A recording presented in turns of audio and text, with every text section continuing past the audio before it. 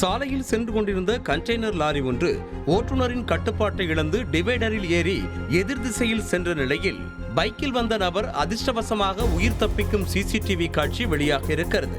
தெலங்கானா மாநிலம் ஜோகுலம்பா கத்வால் மாவட்டத்தில் புகையிலை தொழிற்சாலை அருகே கண்டெய்னர் லாரி ஒன்று சென்று கொண்டிருந்தது.